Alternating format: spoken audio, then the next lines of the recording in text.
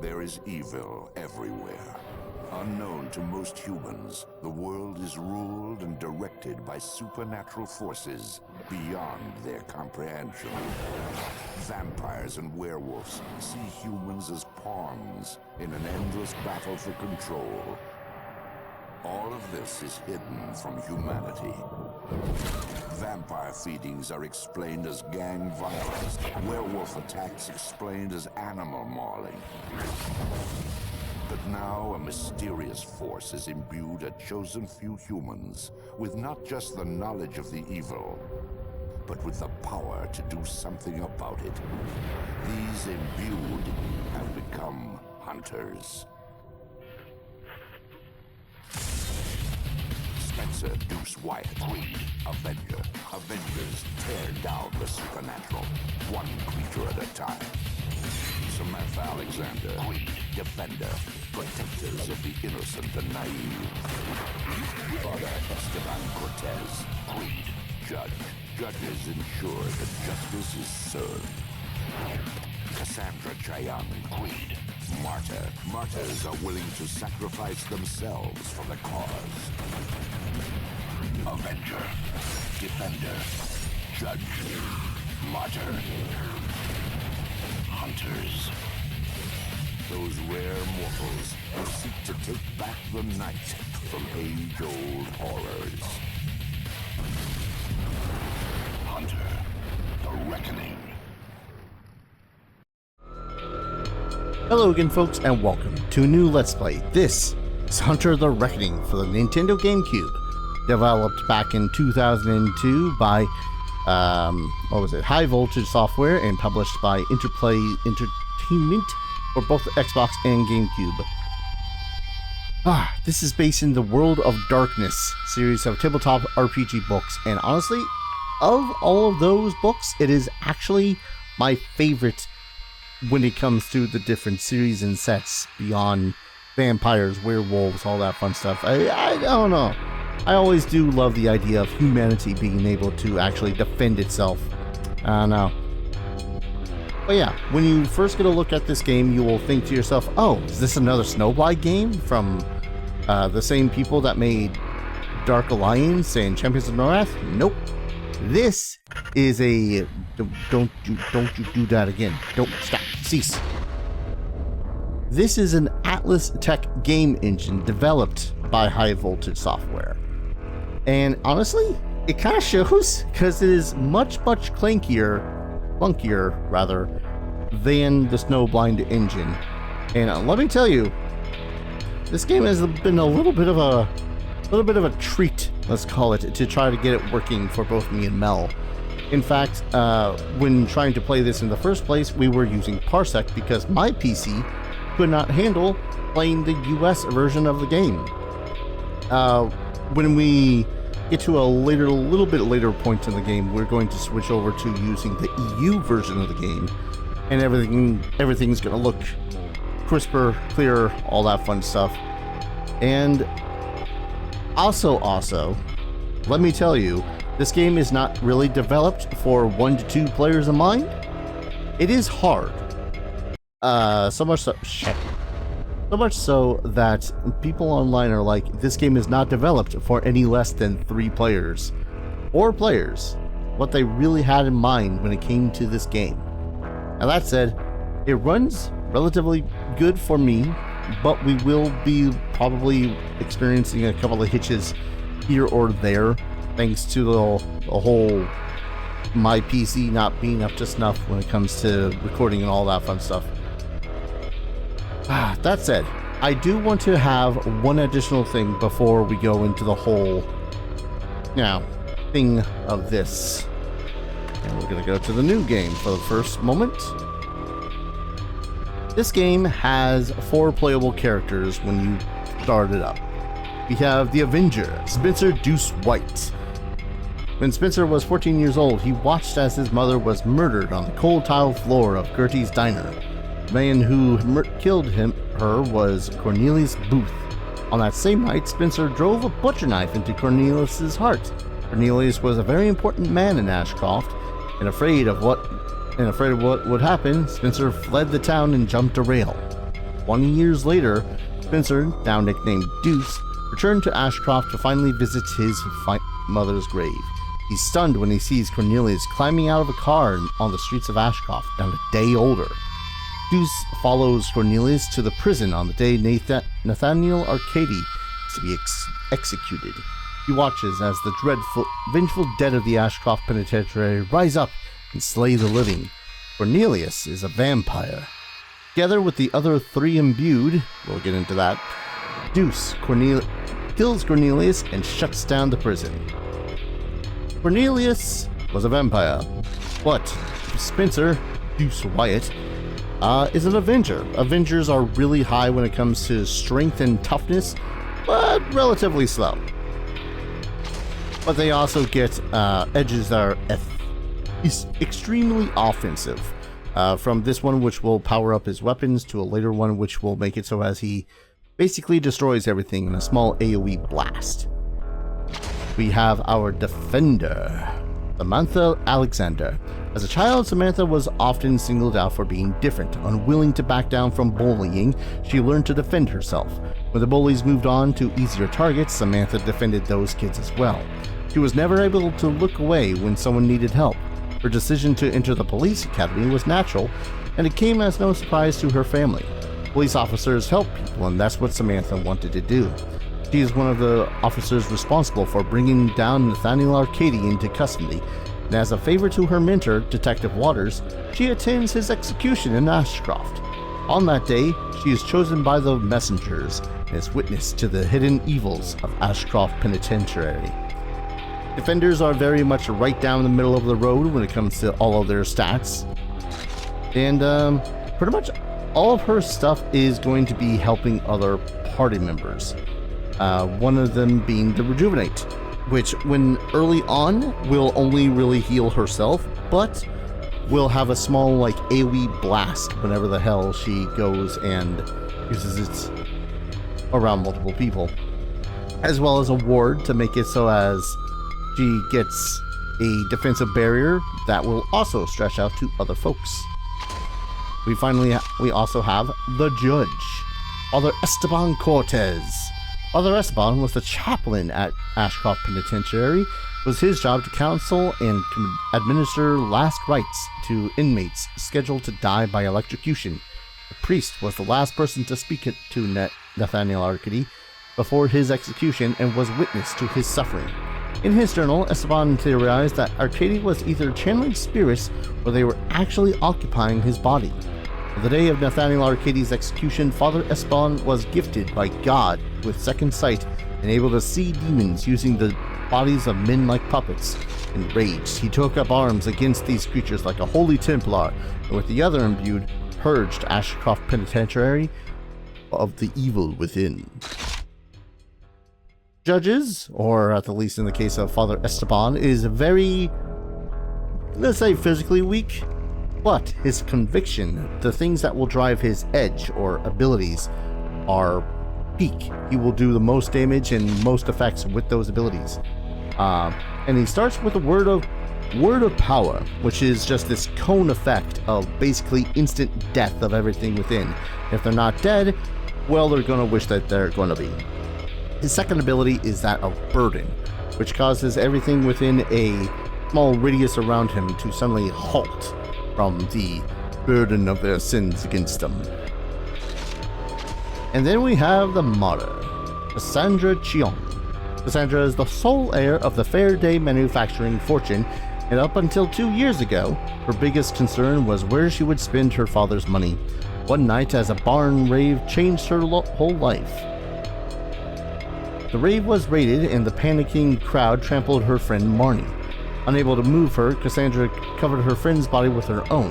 When she woke up in the hospital with a boot print on her back, Cassandra had a new perspective on life. Empowered by helping her friend and validated by the wounds she received, Cassandra started volunteering at the hospital in the critical care ward, cheering up the patients with her irreverent attitude and enthusiasm. Cassandra went to Ashcroft with her friend Marnie to visit the man who abandoned Marnie when she was trampled at the rave. He was doing time for drug dealing. Cassandra, though, attended the execution of Nathaniel Arcady and was witness to the deaths of the innocents inside the prison. He was wounded while helping Deuce take down Cornelius, the vampire, and was pivotal to the original shutting down of the Ashcroft Penitentiary. Martyrs are pretty much what they do. Most of their edges will actually injure them. You'll see that she doesn't have all that much strength or accuracy, which are the stats for dealing damage, but she has an amazing speed score. She is the fastest of all the characters, and then some. Her ability is called Demand. It will raise her speed and performance to supernatural levels, being able to take out a lot of enemies before she, loses the ability to do so. But not only does this take a toll on her conviction, it will also take a toll on her health, taking a chunk out of it when she uses this ability, which is pretty nasty. She also gains an ability called a Retribution a little bit later on. Any creature that would suffer damage on the hunter in question, in this case the martyr, will suffer a portion of that damage back reflected upon them. Basically, a thorny sort of effect. Now, I absolutely love this game, and I honestly did not really think that it was going to be all that difficult to, well, not only play, but also to just play, you know? So, keep in mind that later on down the line in this series, me and Mel are going to have to cheat, more or less. Because the way that they do lives and saves in this game are just a little bit harsh. Yeah. So, just figure we ought to cover that, and just know that we will be finishing this game. It's just going to be with a little bit of a handicap. But thank you everyone so very much for listening to this intro. On to the Let's Play. Have fun. Now we're both off our mojo. After much mechanical finagling, we're finally getting this to work. Awesome. And that's the way we're doing it though. Yeah. Hey, it's spooky season. What's spooky season without mechanical problems? I love mechanical problems, said no one ever. I'm not gonna lie though, we went to the orchard the other day, and they actually had what looked like a broken down old truck, and they actually put a fog machine in the hood. And it was just great, because they really do get into like Halloween and stuff. Yeah. We're planning on going again Sunday. Cool. Anyway, Hunter the Reckoning! Well, Hunter the Reckoning. Mel knows basically nothing about Hunter the Reckoning, save for what I had told her about while playing Dark Alliance 2. You know what I call us playing this game right now, honestly? What's that? The Intrusive Thoughts 1. Because it's so damn true. Especially with what happened with Fatal Frame for you. God. I'm still so pissed at Fatal Frame. I won't lie. It could have been better. And then it started crashing on me. Yeah. But anyways. So yeah, this is Hunter the Reckoning. It is a White Wolf game based off of tabletop RPG. It was mostly roleplay heavy over the actual like mechanics of it, and only people that are like really didn't care about the roleplay actually only did the mechanics.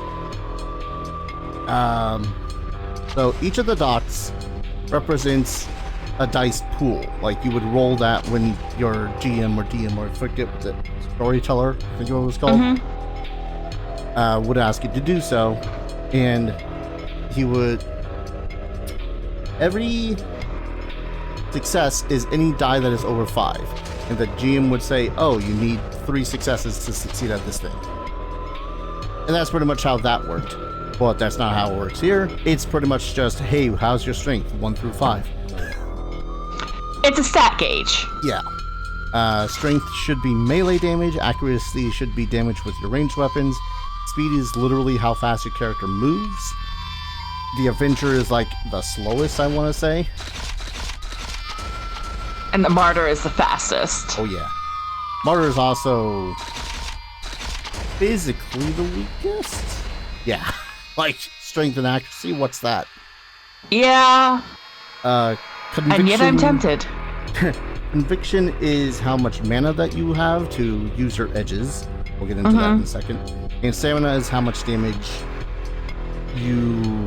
or how much your defense is, essentially. Yes.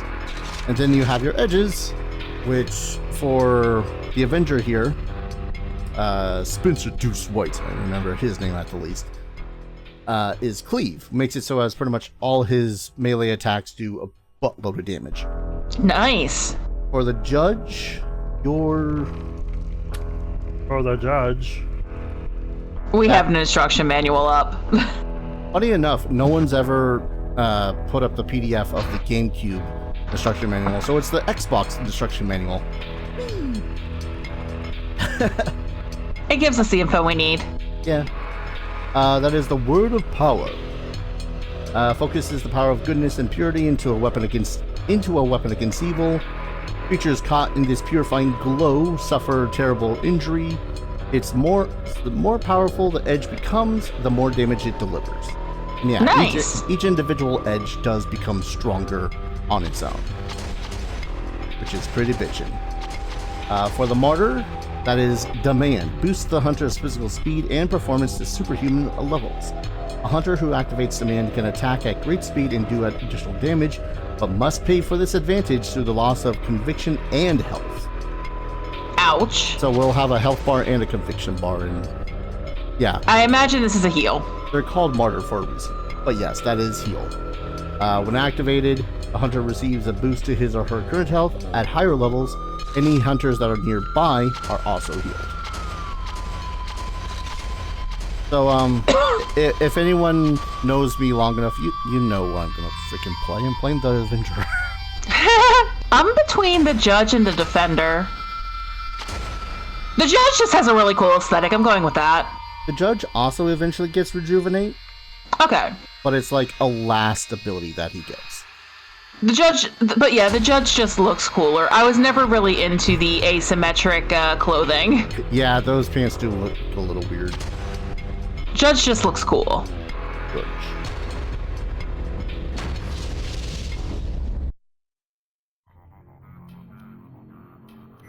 Last year, convicted serial killer Nathaniel Arcady was scheduled to die by electrocution. That voice is yours, by the way. Things did not go according to Oh.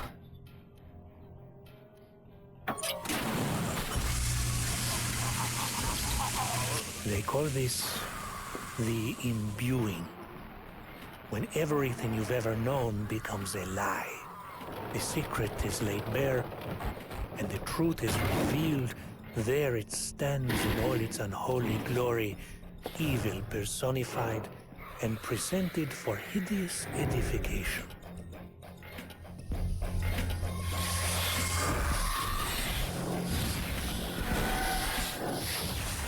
Monsters exist, and they are everywhere. Of all the people present that day, only the four of us could see the guards for the monsters they were, and see the dead rise from the depths of Ashcroft Prison to take their revenge. In the end, we managed to push the creatures back and finally lock them away in the prison.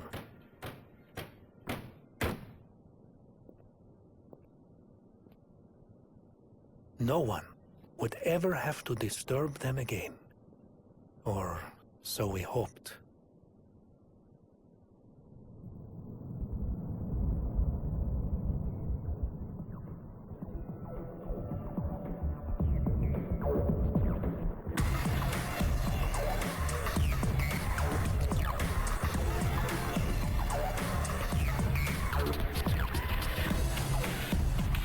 On the anniversary of Nathaniel Arcady's execution, the spirits were reawakened. No longer content to stay within the walls of Ashcroft, this time they unleashed their anger and hatred against the entire town.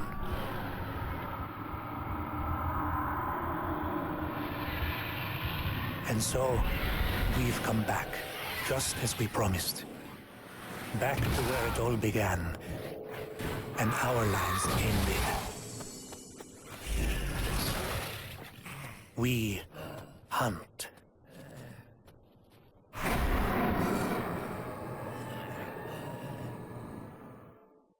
What a cheery game.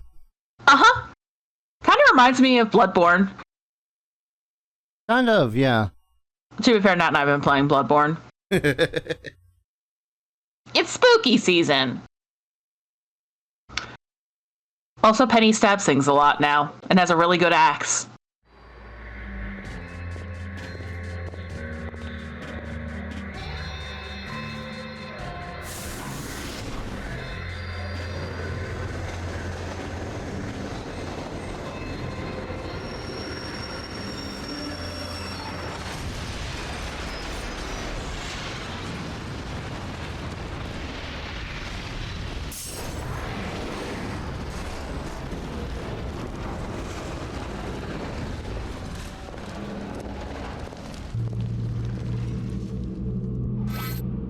Well, time to screw things up, huh? Yeah. So, in the lore of Hunter, all the people that are able to see creatures for what they actually are communicate through hunter.net or hunter-net.org. But all of them have screen names as to, keep their privacy. In this case, we're talking some dude named Bookworm_55. I believe yours is Witness 1 is the very first person to have made hunter-net. Okay. And they kind of coordinate hunters that are actually looking to prevent all this shit from happening, so that's always fun. Oh, yeah. In this case, they act as a tutorial. Which is helpful, honestly. When using a default control setup, walk up to each blue glyph and press A. I thought I saw a gun back here. You did? Go ahead and take it. So, controls are a little bit funky, but... So, right trigger is going to be your attack. Left trigger is jump. It's a little silly watching them jump, I know. And through your basic stuff, your basic weapons, I think you cycle through with B? No, you do so with X. And then any advanced... Or any... One second, let me deal with this guy. Or you deal with it. Folium. If you picked up any firearms, you can cycle through those with B, and your edges you cycle through with Y. I think you're able to just activate them by pressing R. Okay. But I tend to select them using A. Yeah. Gain You can special- access special information from the Hunter Nets. A to open the door and A to open the computer terminal. R to... Oh, come on. There we go. Computer terminal. Innocents on blue glyphs are bystanders. They can see monsters but have no edges. They will give you information and help. So any normie dude or dudette is just an innocent, as they're called. This is irrelevant. If you were playing single player, you can use the D-pad to zoom in the camera in and out. Can't do that here though. When using the default controller, yeah, I did that one. Dar just explained that one. I have a boomstick. Save the innocent.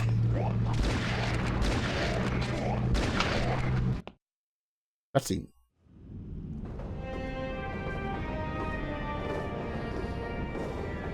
Thanks for the hand. Don't know how much good it'll do, though. Those riots may have quieted down since last night, but that rail's the only way out of this town, and it's not going nowhere. Do you think you can get a train up and running soon? Me? It's gonna take damn near 50 people working non-stop to get this thing going. If you can find me some help, it'll go faster. We need a way out. I'll send whoever I find. Did he just suddenly get an accent? Yeah. Okay. His name's Esteban Cortez. That should mildly explain his accent. It's just because he didn't have one during the opening cutscene. He kind of did, but he was doing it in one of these weird, mysterious-sounding ways to make the plot move on. Fair. Oh yeah, scroll through edges activated by pressing R or the A button. Oh, that. Also, I just want to check one really quick thing. Okay. Experience is a bit divvied up. Okay. Which means, don't worry about it too much. Survival is kind of the important thing in this.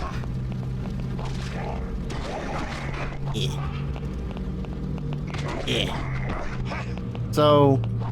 I knew you'd play Avenger, by the way. Of course I'd play Avenger. Why would it? Dude with a big ass axe and a dude. When monsters die, they leave blue spheres, which replenish your conviction, or red spheres, which replenish health. I could have sworn that there was something additional in the lore where, like, what they dropped was actually their flesh, and hunters could actually eat it casually with no repercussions.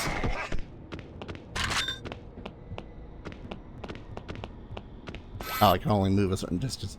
Witness one arranged for weapons to be placed in the town. When using the default control, use B to... Yeah.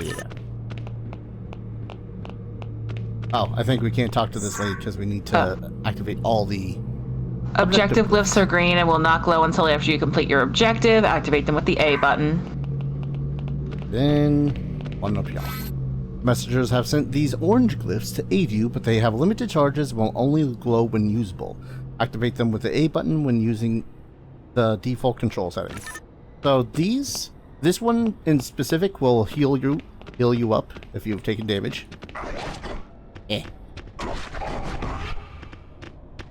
Where are you? Ah. No block button is always funky. Ah. There we go. Oh yeah, and it looks cool when you activate it too. Okay, yeah, no, that does actually look really cool. Let's see. Did we miss a glyph? Funny enough, I think we did, and I think it's the same glyph that I always miss when trying to start off the game again. First... was it this one? We got that one. Wasn't this one, because that's the basics. I know we did the computer one. Yep, that one's just telling us how to open the door.